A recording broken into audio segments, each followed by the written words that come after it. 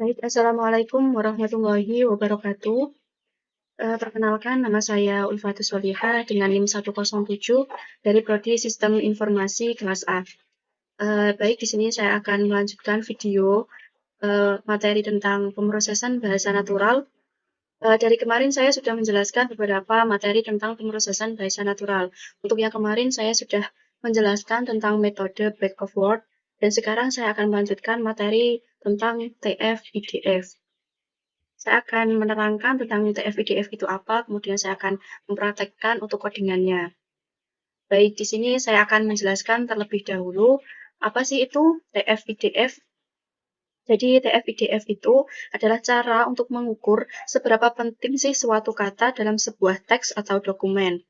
Kalau ada banyak dokumen, misalnya kumpulan artikel ataupun berita, TF-IDF ini nanti akan membantu kita untuk mengetahui kata mana sih yang paling khas dari setiap dokumen tersebut.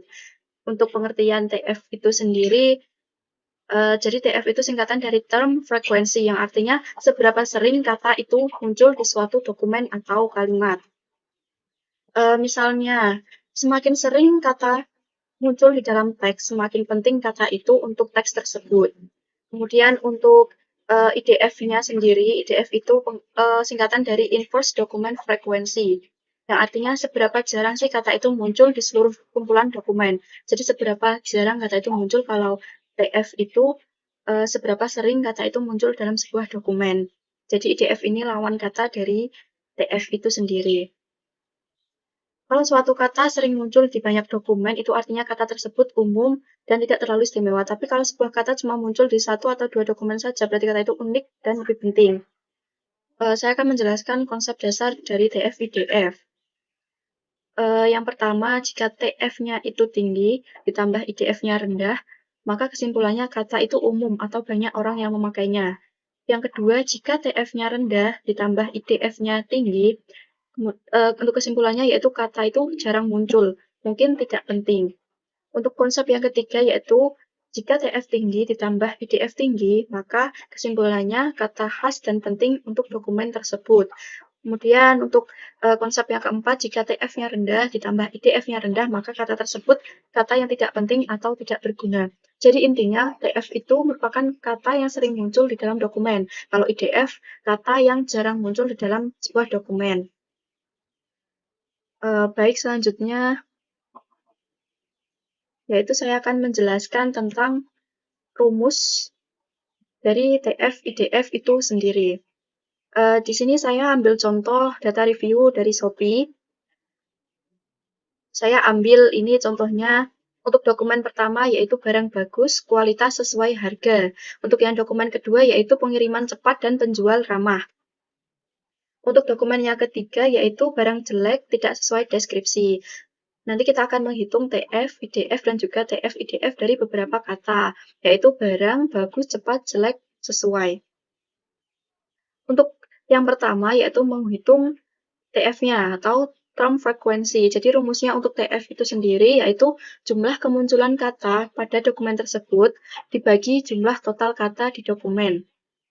Nah, di sini saya akan menjelaskan untuk langkahnya menghitung berapa kali kata muncul dalam tiap review, lalu bagi dengan jumlah total kata di review tersebut. Nah, pada dokumen ini, pada dokumen pertama, total katanya kan 5 kali. Di sini kan barang, bagus, kualitas, sesuai harga. Jadi ini kan 5 kata. Total katanya 5, kemudian kata barang. Kata barang pada dokumen pertama muncul sebanyak 1 kali. Nah, jadi di sini 1 dibagi 5, atau jumlah kemunculan kata dibagi jumlah total kata, sama dengan 0,2. Kemudian kata barang pada dokumen kedua tidak ada, maka ini 0. Kemudian kata barang pada dokumen ketiga muncul sebanyak 1 kali ini. Jadi sama 1 dibagi 5 sama dengan 0,2. Kemudian lanjut di kata bagus. Di sini sama, kata bagus itu muncul sebanyak 1 kali pada dokumen pertama. Untuk di dokumen kedua dan ketiga tidak muncul, jadi di sini 0. Kemudian untuk kata cepat muncul di dokumen pertama tidak muncul, di dokumen kedua muncul sebanyak 1 kali, di dokumen ketiga tidak muncul, dan juga seterusnya. Untuk tahap kedua yaitu menghitung inverse document frequency. Jadi di sini rumusnya dari IDF ini adalah log kemudian N dibagi NT. Dengan keterangan N di sini merupakan jumlah total dokumen. Kemudian untuk yang NT-nya yaitu jumlah dokumen yang mengandung kata tersebut. Jadi di sini kata barang. Kemudian jumlah dokumen mengandung kata barang ini kan dokumen kedua.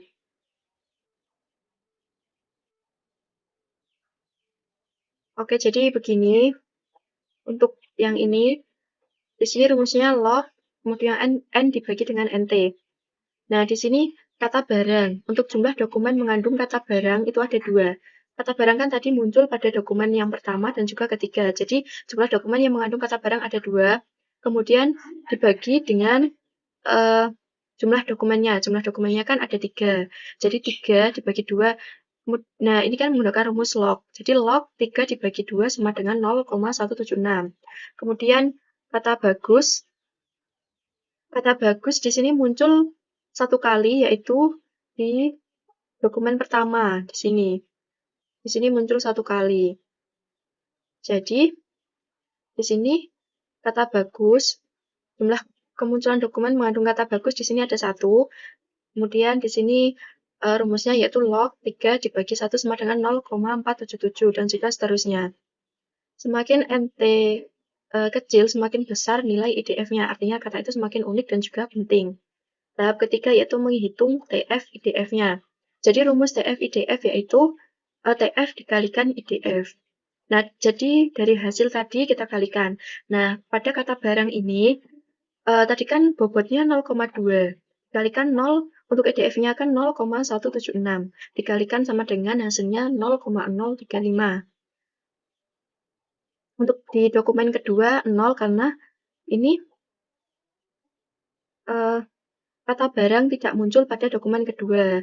Untuk yang ketiga, di sini tadi hasilnya untuk TF-nya 0,2 dikalikan 0,176 sama dengan 0,035.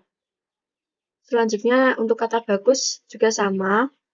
Di hasil TF-nya tadi bobotnya 0,2, kemudian untuk di IDF-nya yaitu 0,477. Kemudian dikalikan hasilnya 0,095, dan juga seterusnya. Baik, untuk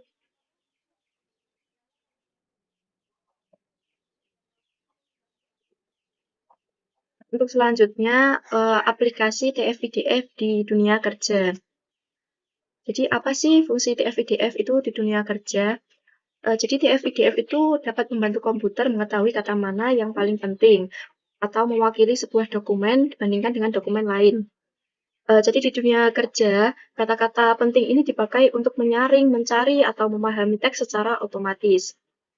Jadi, penerapan yang pertama bisa untuk analisis ulasan pelanggan, yaitu jika di perusahaan e-commerce seperti Shopee, Tokopedia memakai TF-IDF untuk mengetahui kata yang sering muncul di review. Contohnya, kalau banyak pembeli menulis pengiriman cepat atau barang rusak, sistem bisa tahu mana yang paling sering dibicarakan pelanggan pada review di Shopee ataupun di e-commerce yang lainnya. Untuk yang kedua, bisa untuk pencocokan lowongan dan CV. Jadi, perusahaan bisa menggunakan TF-IDF untuk mencocokkan kata di CV. Jadi, perusahaan bisa menggunakan TF-IDF untuk mencocokkan kata di CV dengan kata yang ada di deskripsi pekerjaan. Misalnya, kalau lowongan sedang mencari yang ahli Python dan juga data analis. Jadi, CV yang mengandung kata-kata itu akan mendapat skor tertinggi. Jadi, mempermudah HRD untuk memilih calon pekerja yang akan dipekerjakan. Kemudian yang ketiga bisa untuk analisis media sosial. Jadi TF-IDF ini bisa dipakai untuk melihat topik yang sedang ramai dibicarakan. Misalnya kata promo, diskon, atau event tertentu gitu muncul dengan nilai tertinggi di postingan pengguna. Artinya topik itu sedang tren. Lalu bisa untuk rekomendasi konten atau produk. Jadi sistem bisa menampilkan produk atau artikel yang mirip berdasarkan kata yang penting. Misalnya kalau kamu sedang membaca ulasan. Jadi misal, tas ini bagus sekali. Sistem bisa merekomendasikan produk ini, produk yang sesuai. Jadi tas yang bagus itu kan lebih sering muncul ya. Jadi bisa direkomendasikan ke pengguna atau ke konsumen gitu. Selanjutnya untuk kelebihan TF IDF sendiri, yang pertama mudah diimplementasikan dan efisien secara komputasi. Untuk yang kedua, mampu menyoroti kata-kata yang paling berpengaruh dalam dokumen, yaitu kata-kata yang penting seperti tadi yang saya jelaskan. Untuk yang kedua, cocok untuk analisis teks skala kecil hingga menengah. Untuk kekurangannya, yang pertama tidak memperhatikan urutan kata, jadi konteks kalimat bisa hilang. Yang kedua, tidak bisa membedakan kata yang memiliki makna serupa, seperti yang kemarin saya jelaskan, tidak bisa membedakan kata yang serupa, misalnya bagus, hebat, itu kan hampir sama. Dia tidak bisa membedakannya. Tidak cocok untuk dataset besar dengan banyak variasi kata tanpa normalisasi, seperti stemming, stop word removal, gitu. Jadi, di sini kekurangannya TF-IDF ini tidak cocok untuk dataset besar. Hampir sama dengan back of word kemarin juga sama. Untuk penjelasan tahapan TF-IDF, yang pertama mengumpulkan data dokumen.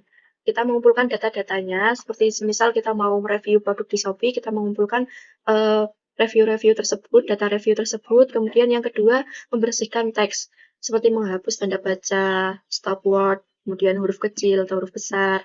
Yang ketiga yaitu menghitung TF untuk setiap kata, lalu menghitung IDF-nya dari seluruh dokumen, lalu mengalihkan TF dan IDF-nya untuk mendapatkan bobot TF IDF, lalu menginterpretasikan hasil untuk menemukan kata yang paling penting. Kemudian di sini saya akan menjelaskan codingan menggunakan metode TF IDF. Sini saya beri nama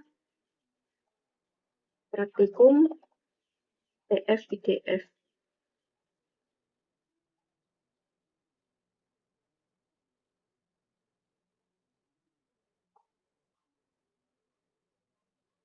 Baik, langsung saja. Di sini kan saya sudah menyiapkan codingannya. Nah, di sini langsung saja kita copy.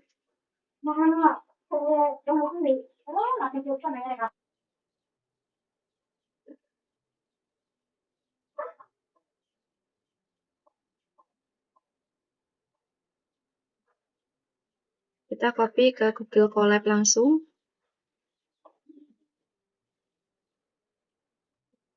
Jadi di sini saya menggunakan praktikum TF IDF, contohnya review produk di Shopee. Jadi di sini, jadi from sekarang Victor ini, fungsinya yaitu untuk mengimport TF IDF dari library ini, scikit-learn ini. Terus ya untuk mengubah teks menjadi angka berdasarkan perhitungan TF IDF secara otomatis. Kemudian yang kedua yaitu data review sederhana dari Shopee. Jadi dokumen yang pertama yaitu barang bagus, kualitas sesuai harga. Untuk yang kedua yaitu pengiriman cepat dan penjual ramah. Yang dokumen ketiga yaitu barang jelek tidak sesuai deskripsi. Jadi dokumen yang pertama ini kan menunjukkan review yang positif. Untuk yang kedua, pengiriman cepat dan penjual ramah ini juga menunjukkan review yang positif terhadap pelayanannya. Kemudian dokumen yang ketiga ini kan barang jelek tidak sesuai deskripsi. Jadi ini merupakan review negatif dari produk tersebut. Lalu di sini membuat model TF-IDF-nya. Ini codingan ini untuk membuat model TF-IDF. Jadi untuk fit ini, yang ini, kemudian yaitu selanjutnya itu menghitung TF-IDF-nya. Jadi codingan yang ini, fit ini untuk mempelajari semua kata unik yang ada di seluruh dokumen. Kemudian ditransform, ini menghitung nilai TF-IDF untuk setiap kata di setiap dokumen. Lalu di sini yang codingan ini fungsinya yaitu untuk menghasilkan daftar kata unik. Contohnya kata bagus, barang, cepat, deskripsi jelek gitu. Lalu yang terakhir ini untuk menampilkan bobot TF-IDF setiap dokumen, yaitu untuk menampilkan hasil perhitungan TF-IDF-nya. untuk yang enumerate ini untuk memberi nomor urut di setiap dokumen. Yang kedua, untuk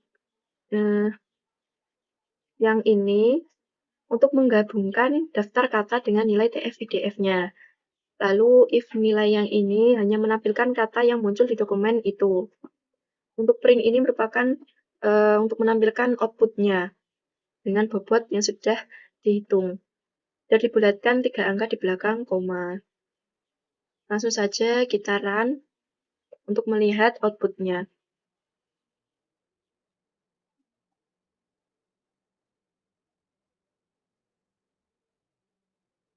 Kita tunggu. Nah, ini untuk hasilnya. Jadi di sini langsung ada bobot untuk setiap kata TF-IDF-nya itu. Untuk dokumen pertama, di sini kan barang bagus, harga, kualitas sesuai. Jadi di sini untuk bagus, nilai bobotnya yaitu 0,490. Sedangkan untuk barang, bobotnya yaitu 0,373. Lalu harga bobotnya 0,490, kualitas 0,490, kemudian sesuai 0,373. Lalu pada dokumen yang kedua, yaitu pengiriman cepat dan penjual ramah. Untuk kata cepat, di sini bobotnya 0,447, kemudian kata dan di sini bobotnya sama, dan juga seterusnya untuk dokumen yang ketiga, yaitu barang jelek tidak sesuai deskripsi. Jadi bobotnya untuk kata barang di sini 0,373, untuk deskripsi bobotnya 0,490, kemudian jelek 490, dan juga seterusnya. Jadi setelah diproses dengan menggunakan metode TF-IDF, nanti kita akan mengetahui bobot kata yang sering muncul gitu. Baik, sekian dari saya penjelasan tentang TF-IDF-nya. Kurang lebihnya saya mohon maaf. Wassalamualaikum warahmatullahi wabarakatuh.